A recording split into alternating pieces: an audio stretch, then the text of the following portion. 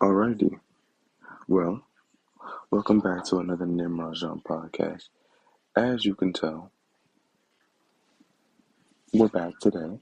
My name is Jack Adewale, and this is my pod. Uh, First things first, before I talk about anything, I just want to say thank you to everybody who has watched the last three podcasts. Words cannot tell you how thankful I am for you. Thank you, thank you, thank you, thank you, thank you.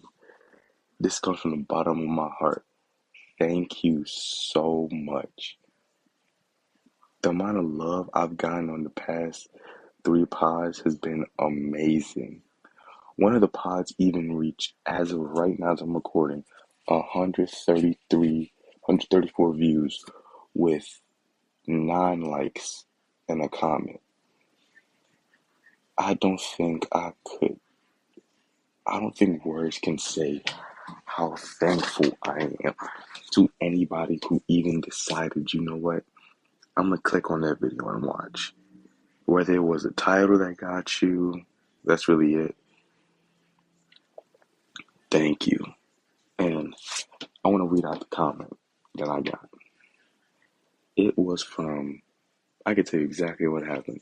I'm with my dad on, what's it called? I'm with my dad doing some work, right? In his office. And I'm checking the video and I'm seeing it go up, up, up, and up, and up.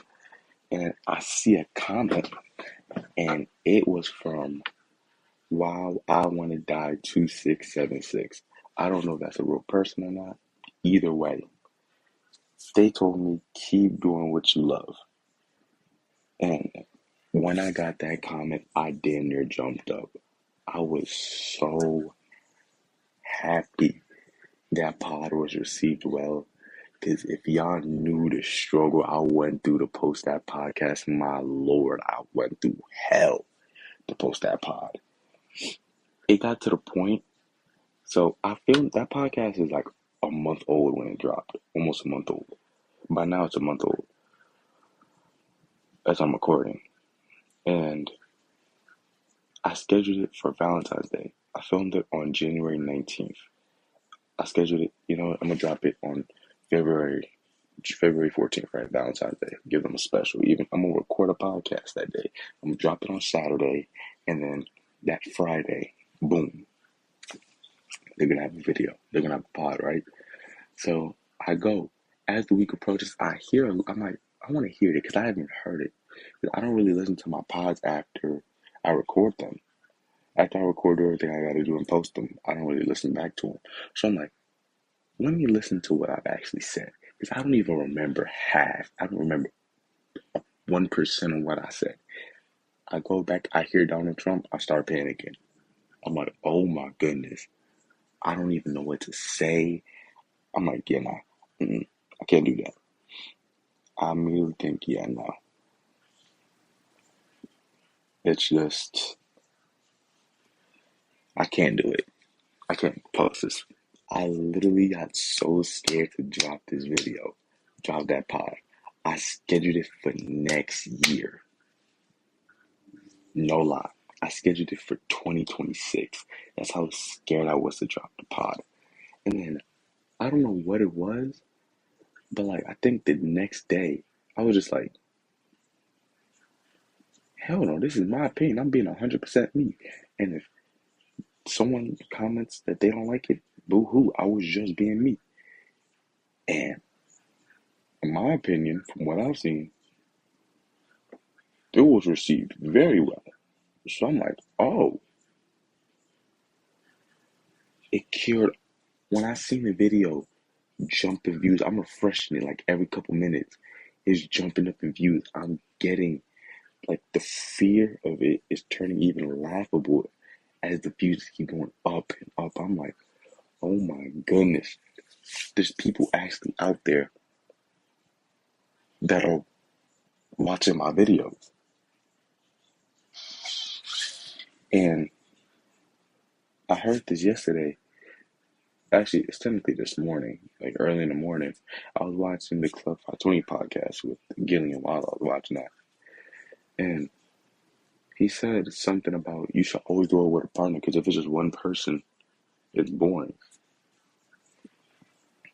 And I was thinking, and then my mind quickly went to, well, I don't think that's true because I don't care how small that view is. 134 views is. I don't care how small. To get that, and on top of that, I regained 3 subs during that video. The love has been amazing. I'm very thankful. So from the bottom of my heart, thank y'all so much for the love y'all showing on these past 3 pods. It don't matter the amount of views it's gotten. It doesn't matter to me. The fact that someone even took time out of their day to even watch it, like, what? Like, thank you. Thank you, thank you, thank you. And now, let's talk about something that's real, very, very heavy. It involves music. So, I don't think I've ever said this. I think I've said this before. That my inspirations just to keep being creative and keep doing what I love and just to try to keep being creative as possible is Kanye West, now known as Ye, Tyler the Creator, A$AP Rocky, and a little bit of Pharrell. Those 4 guys are my inspiration. They're the people that I'm like, okay, like I take something from them, like their confidence, their desire to want to be creative, to keep being creative, to create something that's original, to keep doing my own thing, to be an individual. I get it from them. And I don't even know I don't know how I even found out. I don't. I, it was during that whole time when Kanye was on Twitter blacking out. And I know this is everybody's had their thing piece, but this is coming from a fan of his music. He was the first artist I've ever said, okay, I'm a fan. That's how much I loved his music. I still do. It's just that he's a dickhead. But I loved his music so much. Like, yay, if I had to fuck what Spotify says, that don't determine nothing. In my opinion, Ye is my top 3 favorite albums of all time. I've heard Ghost Town, Wouldn't Leave, No Mistakes. Them 3 songs, I've heard those 3 songs so many times. Those 3 songs are engraved in my head, even if I don't know the whole lyrics. Those songs will forever and always be some of my favorite Kanye songs. So to see him get on Twitter and just spaz and say a bunch of incoherent bullshit, that shit pained my fucking heart. Like Kanye was the first celebrity I wanted to fight. That's how mad it because I liked him as his music, right? And I was so slowly starting to be like, alright, he's a fucked up individual. But I understand that. I was starting to understand. And then once he said fuck Virgil, nah, I don't understand it. Nah. Mm-mm. Out of everything he said, when he said fuck Virgil, I drew the line. Because he's already said he's the H-Man supporter. He's already said that before. That's not surprising. Boo hoo, nigga. Twitter is full of them. You're not special. But when he said fuck Virgil, oh no. Oh no, no, no, no, no. Mm-mm. That didn't sit right with me at all. At all. Because I remember I watched the video. It was 20 minutes long. I watched it when I got on the bus till I got off the bus. As long as I was on the bus, right, going home. About how Virgil Abloh stole Kanye's position for Louis Vuitton. And throughout that whole video, I'm like, that's love right there. Like that's real love. So for him to get on the internet and say fuck that nigga, his assistant, the nigga that basically helped him with fashion, that shit didn't really sit right with me at all. And everything else he was saying, it just felt like a cry for attention. And I was like, he's almost my dad's age doing this bullshit. You too old to be doing this shit. Too damn old. You too damn old to be doing this. Too damn old. Too old. So it just pained me. And then when he said he was getting off, I'm like, thank you. And then I seen yesterday, he said, what's it called? What did he say? He said, I'm no longer a H-Man supporter. Thank you to Adam Sandler. And I'm like, I don't even know, bro. I don't. I truly don't know what to say anymore. I don't. I don't know if I feel happy. I don't know if I just shrug it off because this genuinely impacts how I listen to his music. And I used to say separate the art from the artist. And we always say that when a person does something very bad. But his image is attached to his music in my head. So if he has a bad image, his music is not going to correlate with me. I went on a week break. I didn't listen to his music. I couldn't. Every time a song play, I skipped it. I would want to play a song, but I'm like, nah, I can't play it. That's that's how that's how much I was like, yeah, nah, I can't. Cause that was so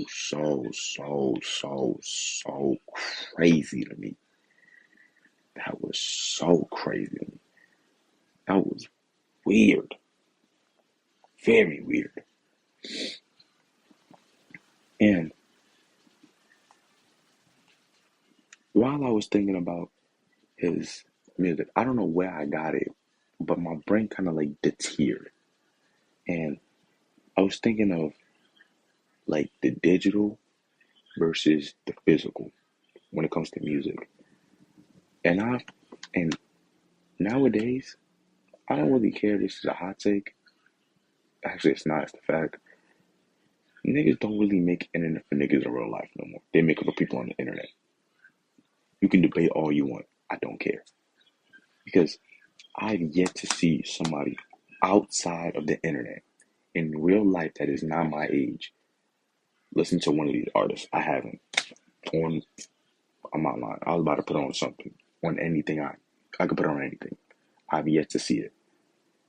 Because they make music for the internet. They don't make music for people in real life.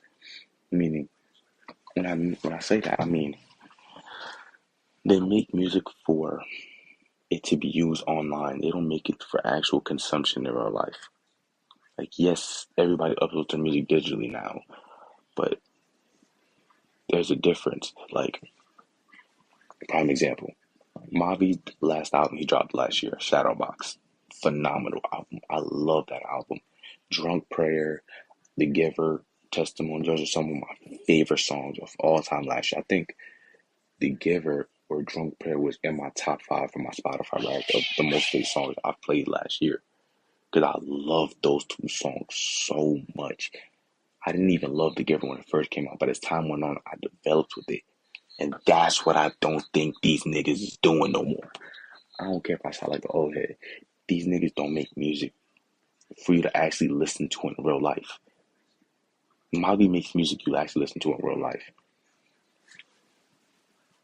The underground, because Molly's also underground as well, they don't really make music for actual real life because they make music for the internet. They make music for underground Twitter pages to post. Uh, People who want to like basically it's basically for the internet. I don't have to keep going into detail, but where I can't because I'm trying to think as I'm going, but I just can't remember any of my examples. But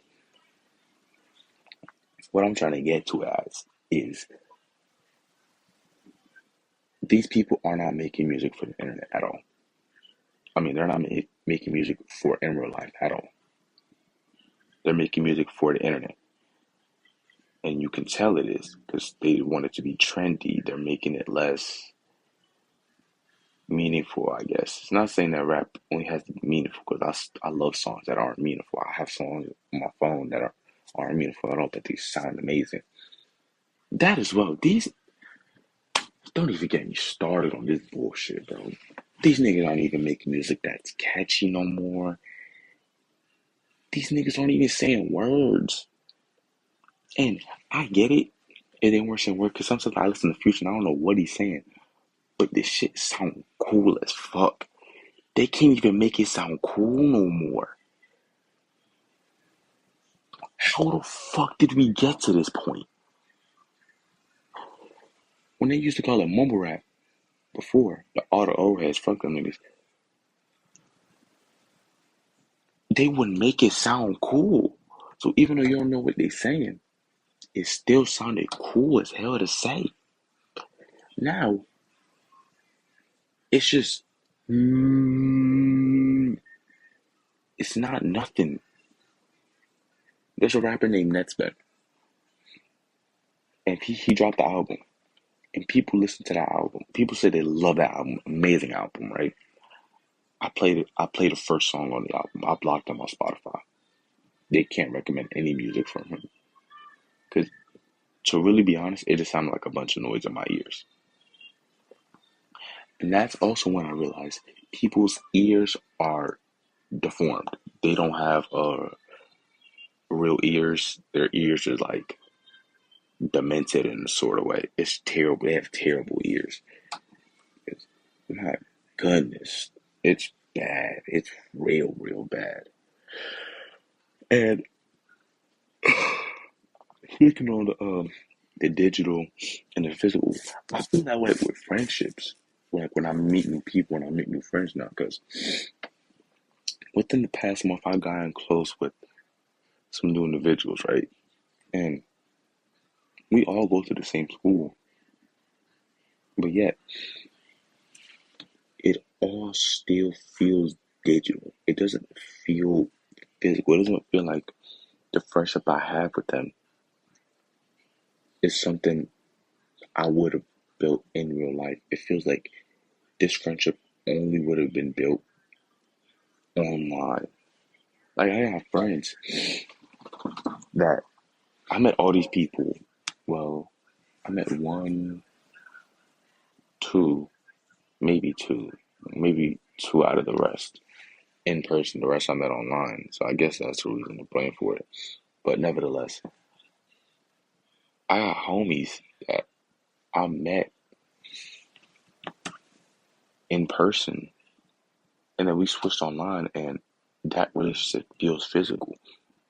I met somebody this month or last month in person and then that friendship doesn't feel physical. It feels like the only way it will grow is if it is digitally. And it feels so weird that way because it doesn't even feel real no more. It feels like artificial, if you will. I guess you could call it artificial, but it just doesn't seem real. It doesn't seem natural, at the very least. It does not seem natural. It feels fake. I don't know why it feels that way. Maybe because I just don't really like using social media. I only use it now to promote this podcast. That's another thing. I gotta do some more with this because I realize I'm not doing enough to if I want people to hear me. But that's nevertheless that comes at the end of the pod. Let's get back to what I was saying. Friendships. It uh doesn't feel physical. I got homies that I knew for years, and it's probably why it feels physical. And then quarantine hit, and then I didn't see them. So let's say quarantine hit when I was in sixth grade. I didn't even really see them till eighth grade, and we were stronger. And going on to the next like 1, 2 years, we ain't really talk like that. But it still felt physical because I got that background with them where it's I see them in person. Like we have classes together. I see that person. I see you first period, second period, third period, fourth period, fifth period, sixth period in middle school. That's how many periods I had. I see you all day. So it's if we got a problem in the morning, by fourth period, it's basically done. Really, like there's real no beef. There's really nothing. There's nothing. There's no beef going on. But now you meet somebody in person, you take it digitally. You have a problem first period. That problem don't get fixed till next day, 2 days later. And that's my problem. That's one of the problems I have. When a problem is digital, they just it's so easy to involve other people into business they have no business in. It's so easy because everything is just click, click, click, click, click, click, click, boom, send. It just doesn't. It's just bad. I don't like it. I don't. I really don't. And not to take away from the people I've met, um, in person that went at the friendship group digitally. It's just that I don't really consider it a real friendship because the solidification of our friendship came from text messages. Like I have a friend, I haven't seen her in almost 3 years. This year we're going on 3 years. And that friendship still feels physical. And I only was with her for 8th grade and then that's it. Then we went to different high schools. But that relationship still feels physical compared to the other ones. And I don't really know why it does. I don't really know what separates them two because if we're really being honest, the solidification of our friendship came in online. It's just that the foundation was in person. I had to see her every day, every afternoon. I had to see her unless she wasn't there or I wasn't there. But for the most part, every single day I had to see her. But now it's like I see you one day. I might not see you till I see you Tuesday. I might not see you till Thursday, Friday. That's how it is. So it's just I don't know. I feel like I have to do more. I feel like I had to do more uh, to make a friendship feel more authentic. Whether that is hanging out more. Like I go sometimes me and one of my homies, we just go out.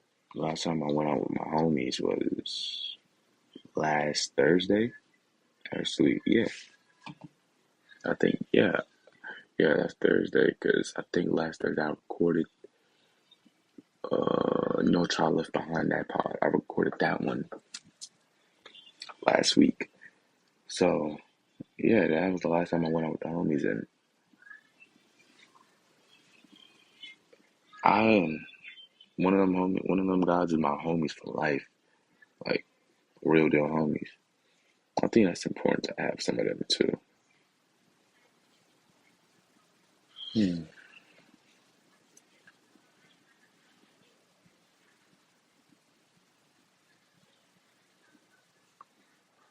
I don't really know how else to segue this to another thing because it just feels out of place. I could have before, but then I stopped talking, so now it feels out of place. But I'm gonna just say it.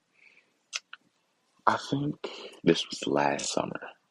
I was downstairs in my dad's basement again, thinking as always. And I was thinking, like, the relationship between men or like boys should be more of respect than love. Love should still be there, but it should be more of respect. Like, I have so much respect for you, I won't even do this. Or I got so much respect for you. I'll just handle it so you don't even have to worry about it. Or if I tell you, just know that it's already handled. And that's how I feel like it should be done with men. Like between me and you, there should be like, you should have so much respect for me that even if somebody talking shit behind my back, you handle that. And if somebody does that for you, I'll do it. I handle that as well. And that should also be from love as well. But I just think it should be more of respect. Of I respect you as a person. I know where you're going. I know what you want to do. And as a man, there's some things that I won't do because I have respect for you. And even at my age of 17, it's very easy to tell when somebody got respect for you and when somebody doesn't. Like the little kitty play shit that people do, some people do to other person that they won't do to you. Because they know, oh, I don't got no respect for him. Whatever. He gonna take it. He might get mad, but it's like he's whatever. Nobody take him serious. And that's a lack of respect right there. Because the first person, all right, so I have a guy now. I, I, me and another homie, we was thinking about it. We was talking about it, and we both agreed. I don't think people respect him.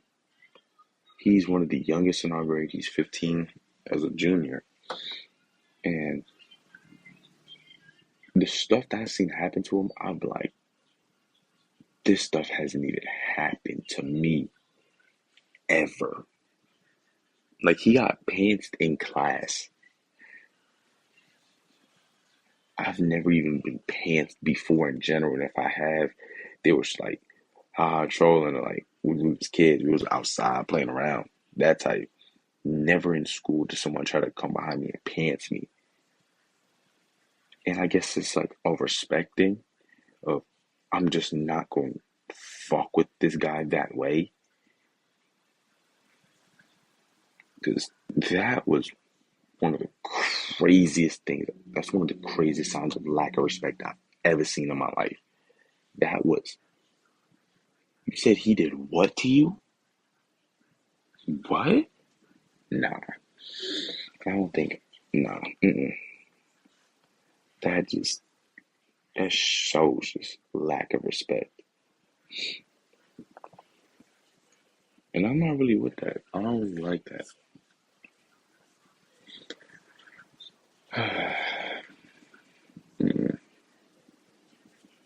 But it's the end of the pod. Thank you for listening if you made it this far. I'm not even gonna tell you to like and comment. You can do it if you want. If you like the pod and you want to like and comment, feel free. And if you don't, hey, thank you for even watching. Really, thank you. Yeah, I'm gonna see you on the next pod. Peace. Have an amazing day. And yeah, I got some more work to do. So yeah, peace. Love y'all. Have a nice day.